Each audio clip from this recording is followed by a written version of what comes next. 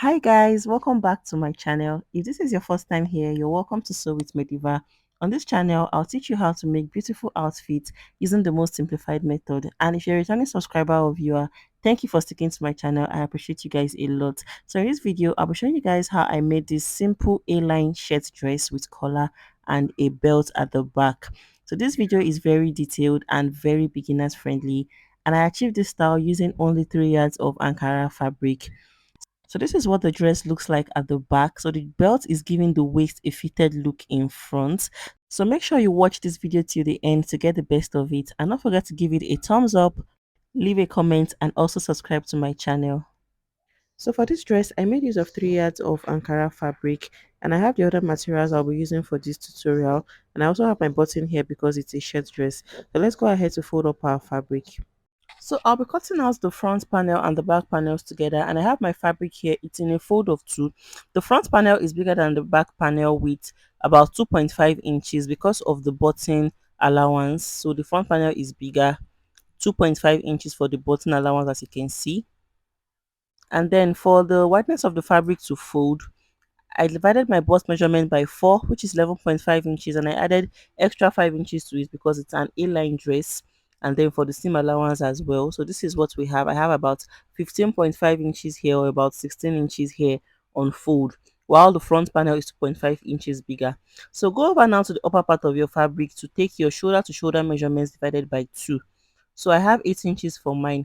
So remember, you're marking out measurements on the back panel alone. So do not add the the button allowance to it. So take your shoulder measurement from the closed angle of the fabric divided by 2. So I have 8 inches for mine. And then from that 8 inches, I'm going to come down by my round armhole measurements divided by 2. So from your shoulder to shoulder measurement, mark your round armhole measurements divided by 2. So and then connect the two lines together this way. And then further extend the line this way to form your chest line. And then for the neckline measurement, for the wideness of the neckline, I made use of 3 inches. So mark 3 inches there. And then for the depth of the back panel neckline, I made use of 1.5 inches. And the front panel neckline, I'll be making use of 3 inches. So I have 3 inches here, and then I'll go ahead to form my neckline this way. So after connecting the necklines, I'll go ahead now to take the shoulder slope. So come over to this armhole line and come down by 1 inch, and then connect it to meet the neckline width this way.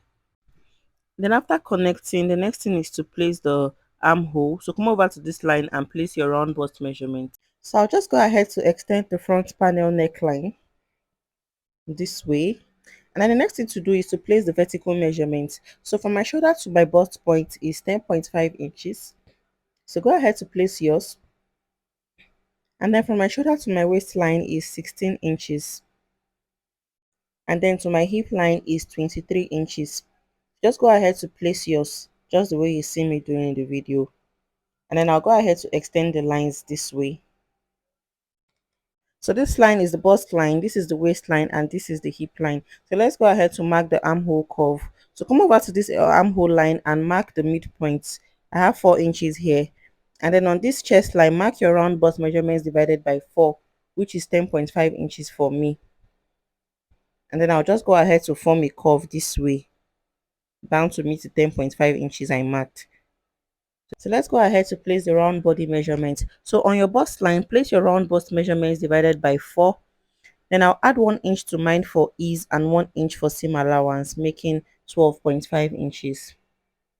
And then on the waistline, place your round bust measurements divided by 4, add 1 inch for ease and 1 inch for seam allowance, and go ahead to mark it there. And then on the hip line, I'll place my round hip measurements divided by 4, I add half an inch for ease and 1 inch for seam allowance. And then I'll mark it there. And then on the full length of my dress, I'm making use of 37 inches, but I'll go ahead to mark out 39 inches and then draw out a straight line there. The remaining 2 inches is for folding allowance. So whatever I have on the hip line, I'll place it on the full length of my dress and add extra 3 inches to it. So I have 13 inches on the hip line, so I added 3 inches to it, making 16 inches. So that's going to give it the bit of A-line shape at the base of your dress. So I'll connect the hip line now down to meet the full length of the dress. and then I'll connect the waistline, forming a bit of a curve down to meet the hip line this way, and then finally connect it to meet the bust point. So after connecting it, this is what we have. So remember, you're marking all this on the back panel of your dress. So this is basically all. So let's go ahead now to cut it out. So go ahead to cut it out. Remember, you're cutting both the front and the back panels together. So cut out the back neckline first. So when you separate it, you cut out the front neckline.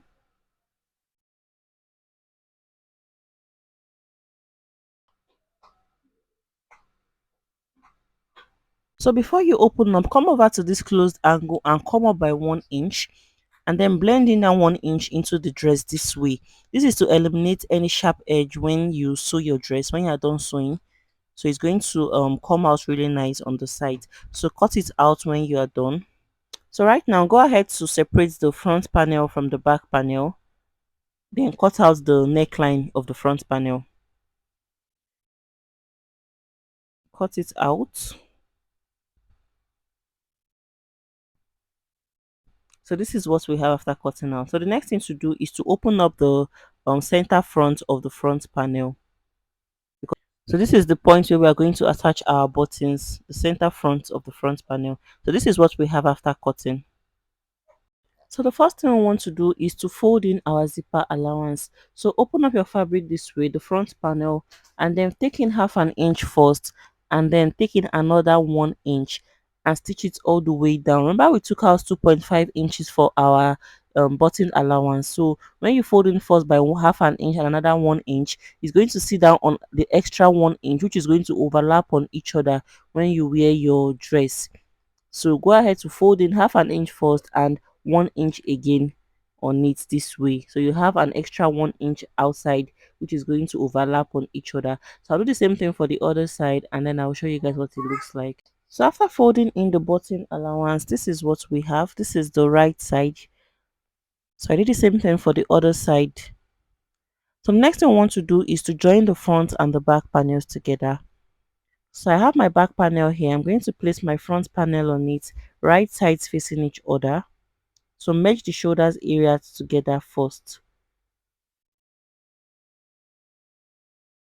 You can see the center front of the front panel sitting on each other. So go ahead to join the shoulders together using half an inch all the way down.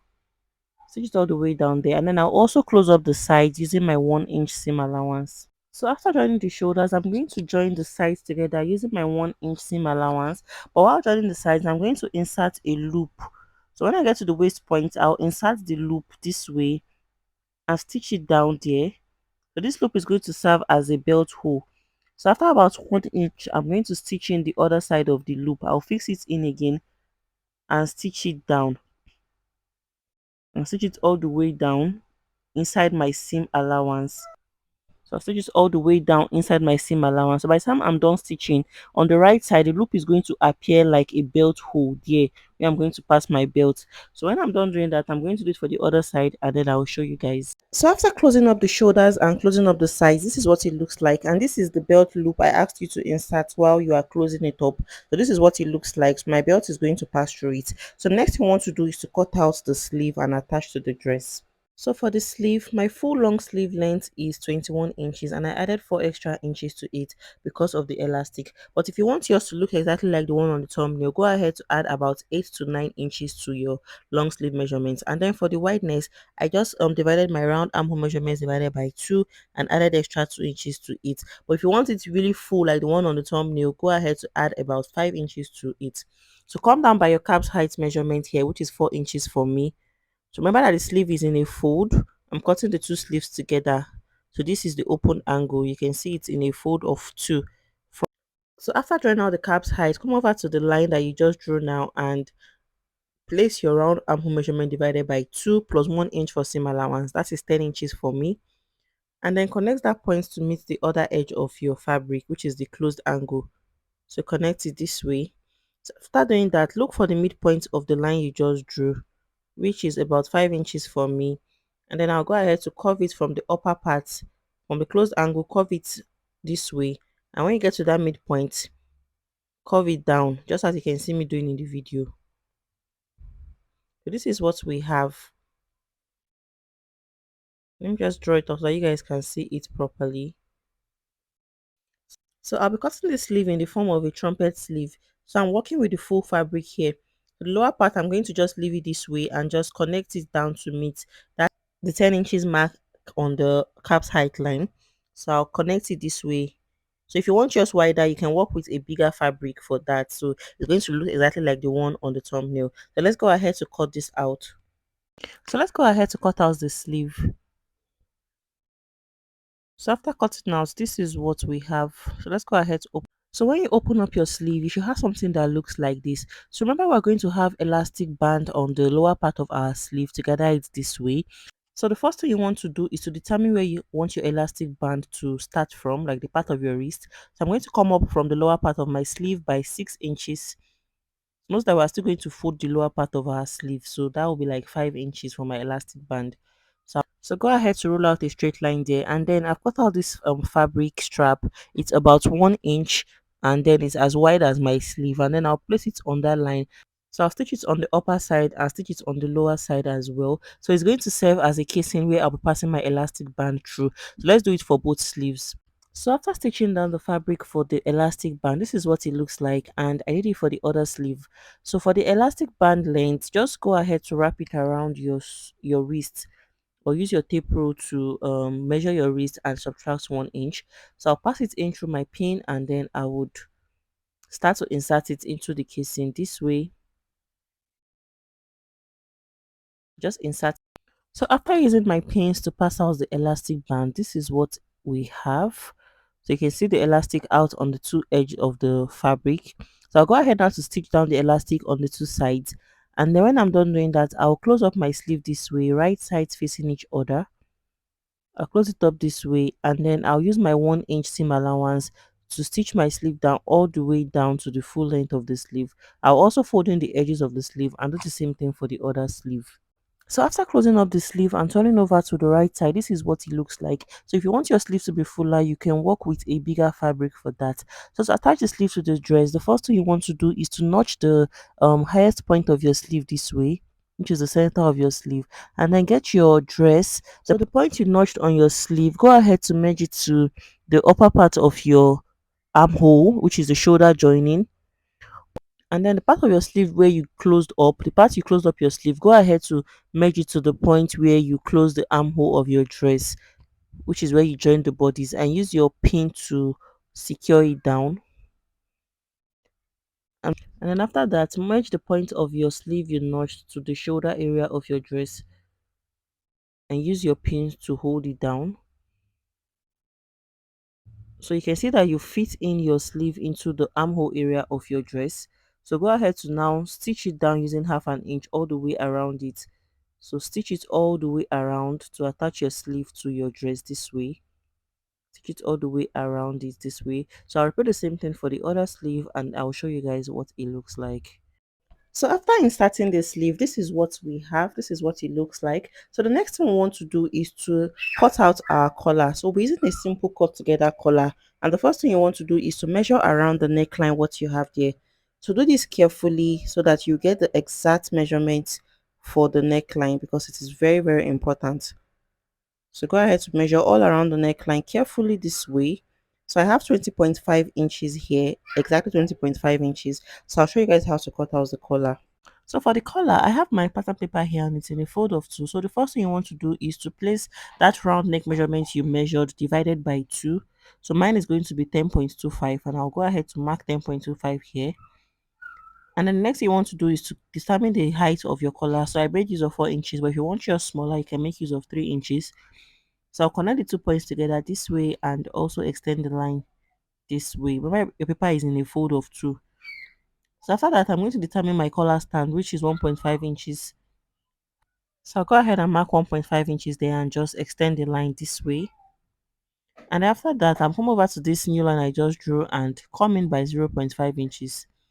And then slant it to miss the upper part of my collar this way. This way, and then I'll just curve out the edge to meet the base of the collar stand this way, and then I'll cut it out. So when I'm done cutting out, I'm going to use it to cut on my fabric. I'll cut out two pieces of this particular pattern because I'm going to be turning over. So cut it out and then cut out two pieces of this on your fabric. So when you cut out and open up, this is what you will have. So go ahead to cut out on your fabric now. So after using my pattern to cut out the fabric, this is what we have. So I added half an inch all the way around it for the joining allowance, as you can see. Let me go ahead to remove my pattern paper so that we can open it up. By the time you open up, you should have something that looks like this. So this is what you have after opening up. So the next thing you want to do is to join the two fabrics together. But before you do that, make sure you iron your interfacing on it to make it firm because it's a collar. And then after joining, go ahead to fold in the base by half an inch because that's what we're going to use to attach it to the neckline. So after doing that, I'll show you guys the next thing to do. So after joining the two fabrics together and turning over, this is what it looks like. And this is the half inch I took in. So I also folded my collar into two and ironed it out as just as you can see. So the next thing we want to do is to attach it to the neckline of our dress. So the opened area of your collar, go ahead to insert your neckline into it this way. So insert the neckline into the open area of your collar and then stitch it down all the way. Stitch it down, just insert it carefully this way. You can use your pins to hold it down and then stitch it all the way down. Stitch it all the way down. So when I'm done doing that, I'll show you guys what it looks like. So after stitching down the collar, this is what it looks like. So by the time you wear it, you just fold it in this way and your collar will come out really beautiful, just as you can see in the video. So the last and final thing to do is to insert your buttons on the button allowance in front. So I'm going to just place my buttons 3.5 inches apart from each other. So I'll place them 3.5 inches apart from each other and I'll use my hand needle to just stitch it down there. So you can mark out the point you want your buttons to stay before you start stitching down to avoid any mistake. So this is where we'll be ending this video for today, guys. I hope you found it useful and I hope you learned something today. Don't forget to give this video a thumbs up, leave a comment, subscribe to my channel, share with your loved ones. I've also gone ahead to fold in the base of my dress. I've gone ahead to fold it in twice, just as you can see. So I'll do the buttonholes on the other side as well. I'll mark it 3.5 inches. So I'll see you guys in my next video. Bye.